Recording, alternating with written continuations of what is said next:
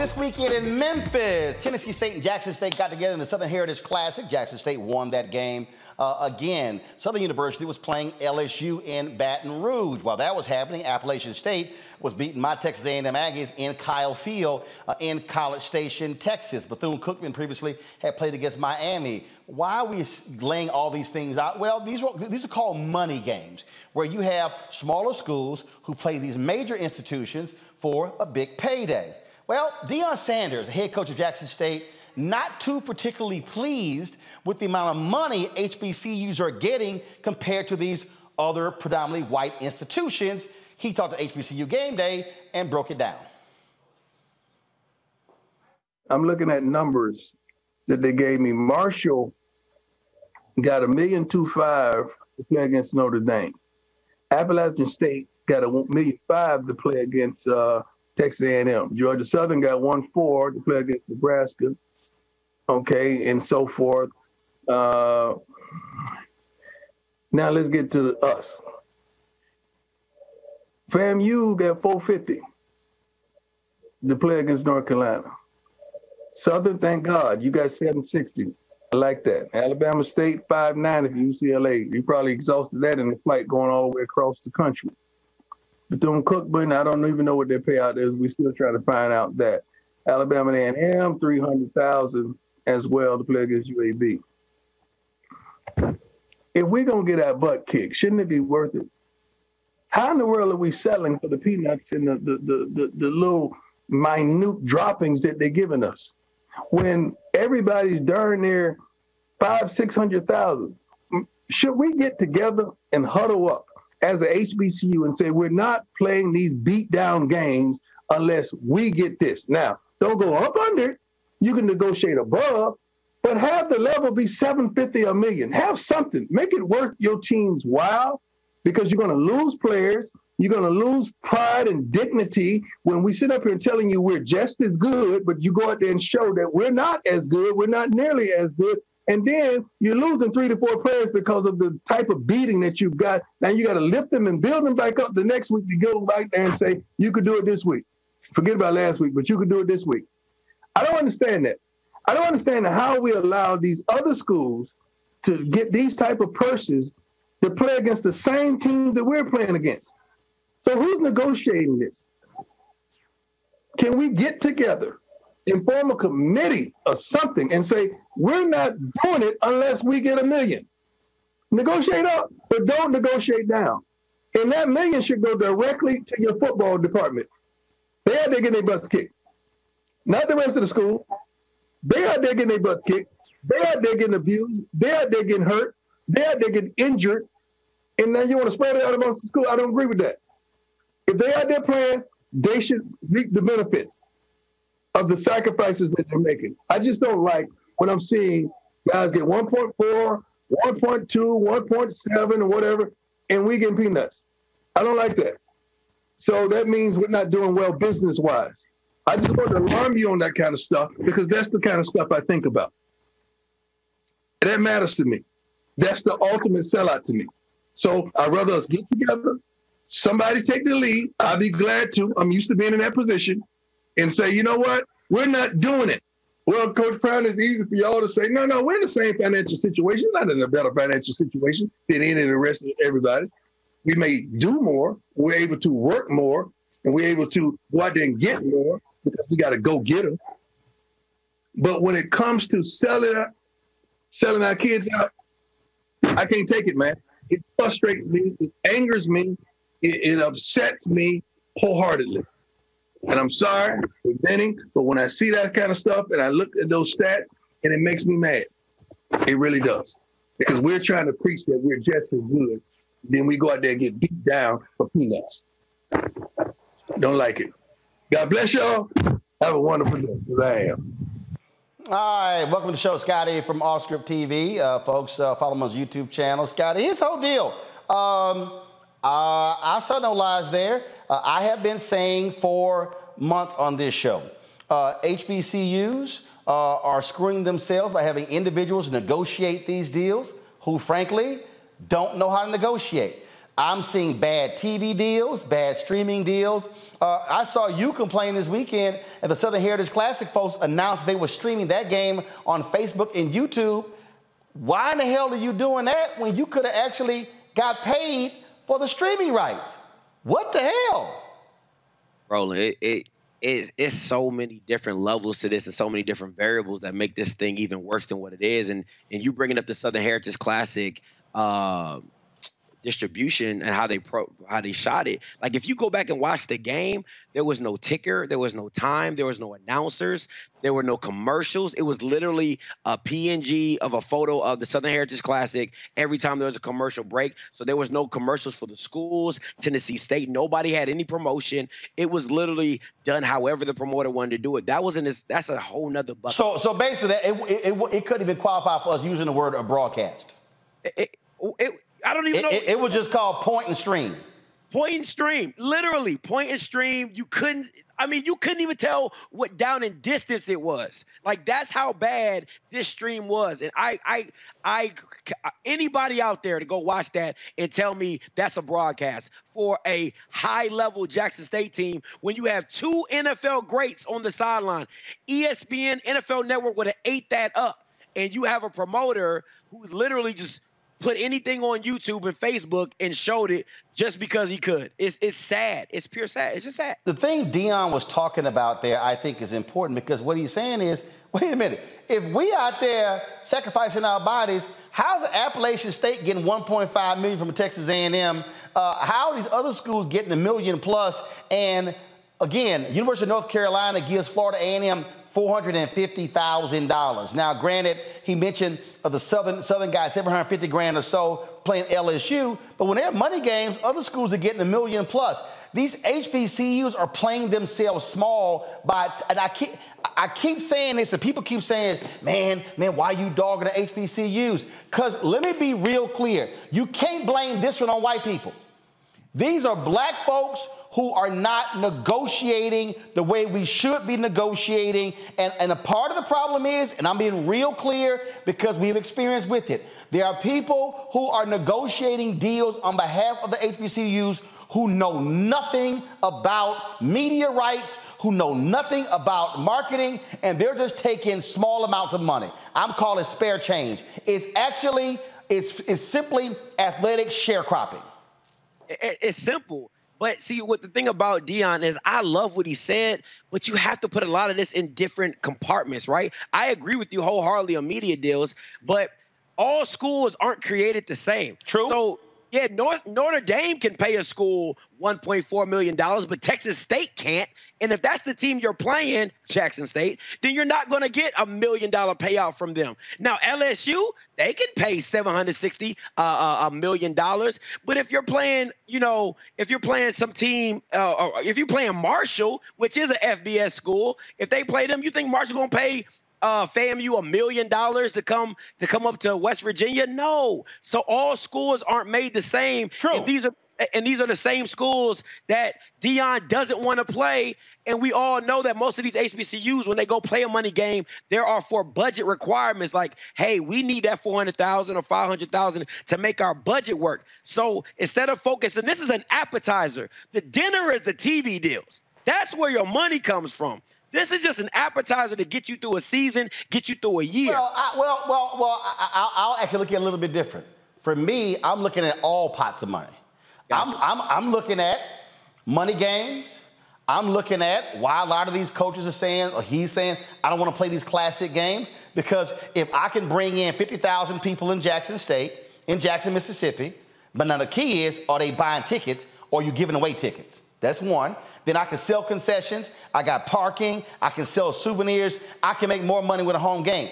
That's why a Texas A&M ain't going to play at Appalachian State, because we put $100,000 in Kyle Field, and guess what? They were paying, so you can afford to pay that $1.5 million to an Appalachian State. That's why you play one of the major institutions. But what this goes to is, again, black folks, us being small when we're negotiating, to your point, the television contracts, the streaming contracts, all of those different things. And he makes a great point. If the football team is the one out there putting it on the line, the money needs to go back to the football department, because you and I have seen at football teams with horrible locker room conditions, locker rooms not being clean, mold and things along those lines. And if you, like, for instance, North Carolina, Mac Brown said, y'all got to pay for the band to come up. If you're negotiating that too, make sure the band expenses covered and flying them up versus sticking them on the bus for 10, 12, 14, 16 hours.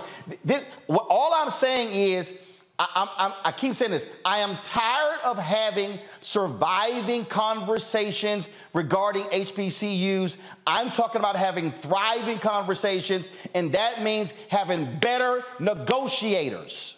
Absolutely. And at the end of the day, you know, we all know when PWIs play HBCUs, they're coming to see the band. The football is an afterthought. So they're pretty much the main marketer. So for Mac Brown to say, oh, you got to deal with your band, it's like, why are we even coming if I got to pay for my band, which, you know, everybody in your stadium wants to see? You know, like, it doesn't even make any sense. And on top of everything else, to me, it goes, listen, man, I love Deion. I've been a Deion fan since, I was little, bandana, all that. You can't just pick and choose what you want to talk about. You got to incorporate everything. So it can't just be, oh, a money game or, you know, names on the jersey. You gotta crush the whole system, and you have to talk about the media deals and the contracts and why your commissioner of your conference signed such a horrible deal with HBCU Go. That needs to be talked about as well. So don't pick and choose. Listen. And I love it because at the end of the day, you have programs like Alcorn State, which went to the Celebration Bowl twice, got $1.5 million, and they can't hire a trainer because the money just disappears and goes into the general fund of the school. So I agree with them on those aspects, but you also got to talk about the lack of negotiating on these media deals, just taking the pennies of what somebody's offered you, then you sell all your rights away. It doesn't make sense, and you got to have the same accountability on both sides. Julian Malvo, you were president of Bennett College, and when we talk about, again, when we talk about expertise, and what gets me is I have these folks, they be like, oh yeah, but you went to the white school, Texas A&M. I'm sorry, I learned about expertise at my black high school. This ain't got a damn thing to do with me going to Texas A&M. This is about money. And the bottom line is this here.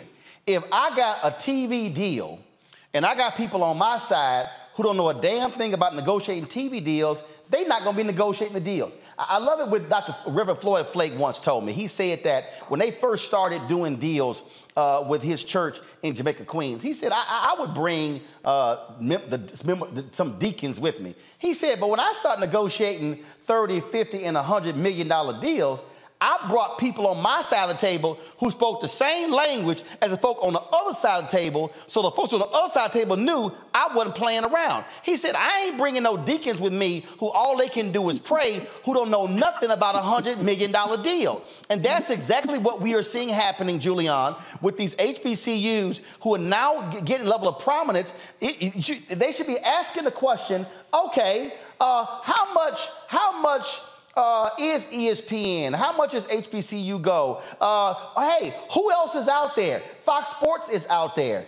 Amazon is out there. Hulu is out there. You got all of these platforms now who are looking for live sports. And you know what they're also looking for, Julian? Black eyeballs. We watch more TV than anybody else in the country. That's why everybody want to do black right now, because we watch content.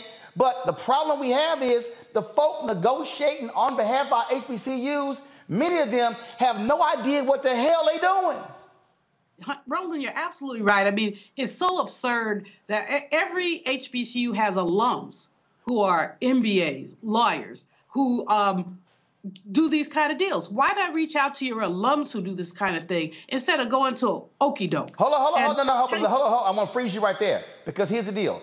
Just because an alum has an MBA don't mean they know how to negotiate a media rights deal. One of the problems that I've discovered talking to various people, you got people who are general counsels at HBCUs who say, well, I'm a lawyer.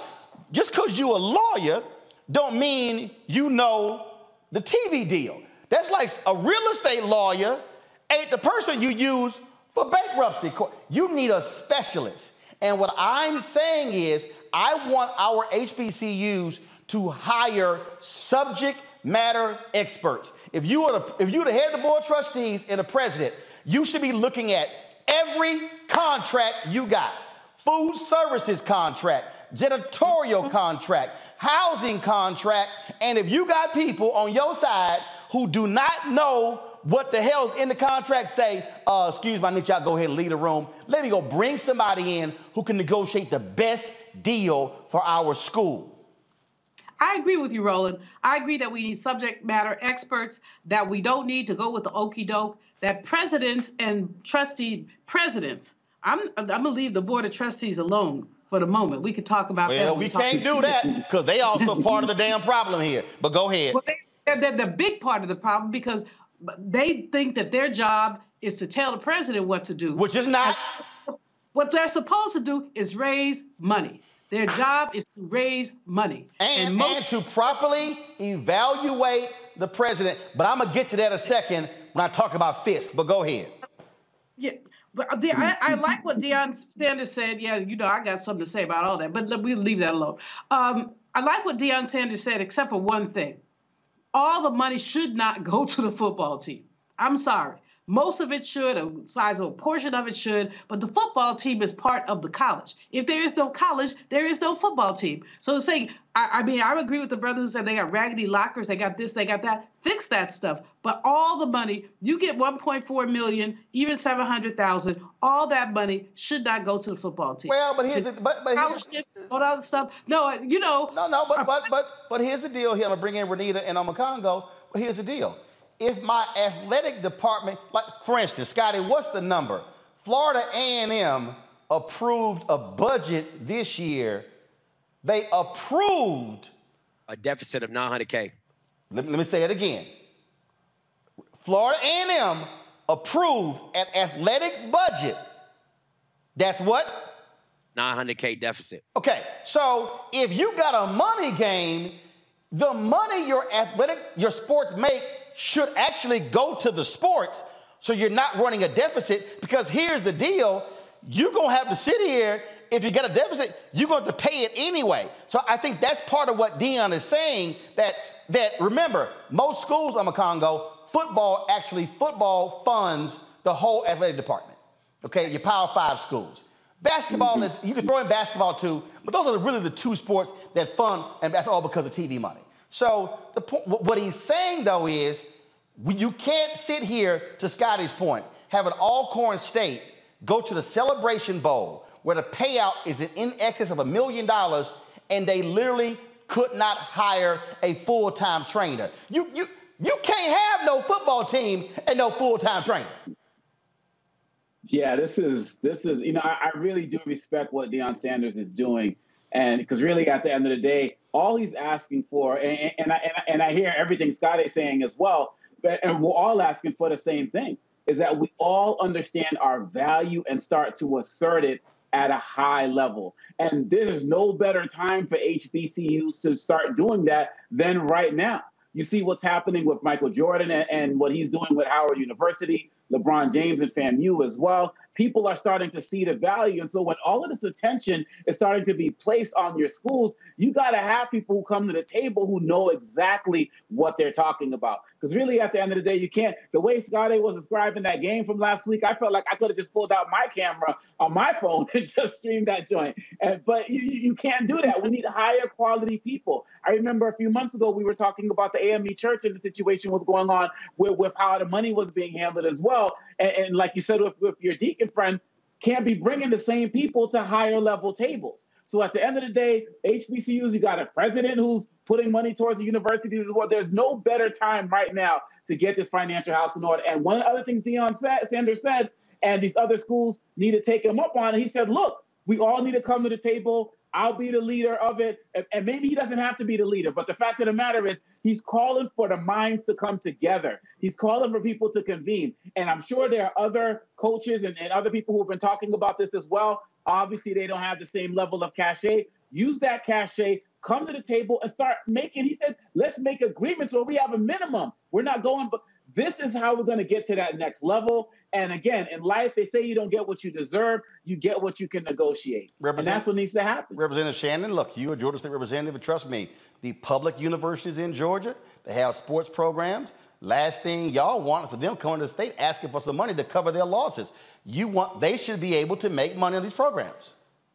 Yeah, and they also make sure they have great relationships with lawmakers so that they are supported at all times. I commend Deion Sanders for what he's doing. I stopped watching college football years ago due to the NFL. It just kind of put a sour taste in my mouth for football in general. But Deion Sanders is breaking these issues down in a way that even if you are not, actively watching football, he is letting you know what is going on with the HBCU football team. So it seems like he's doing really important work. I guess, I want to try to give him benefit of the doubt. Are we missing something? Is there a reason that they're not bringing in experts to negotiate these deals? I mean, are we missing something? No, they're not. And I'm telling you, look, you got, Scotty can tell you this here. This will be the last point here, Scotty. You got HBCU presidents right now in different conferences who don't even know what they are being paid by the TV deal signed by their conferences. Right now. Absolutely.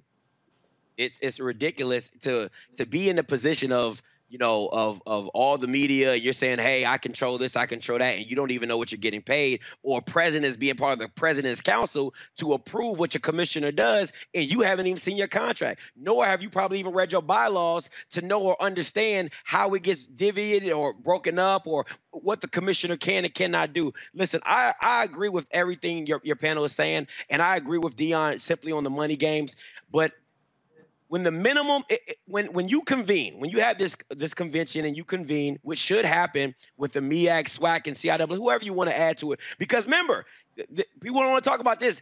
D2 HBCU schools play D1 HBCU schools for money games as well. So let's not act like it doesn't go back and forth. So that's another aspect you got to throw in there, where D2 play D1 for money games as well. How much are you paying them? But that's neither here nor there. But at the end of the day, like, this is my thing. When you convene, it has to be my team expenses are fully paid.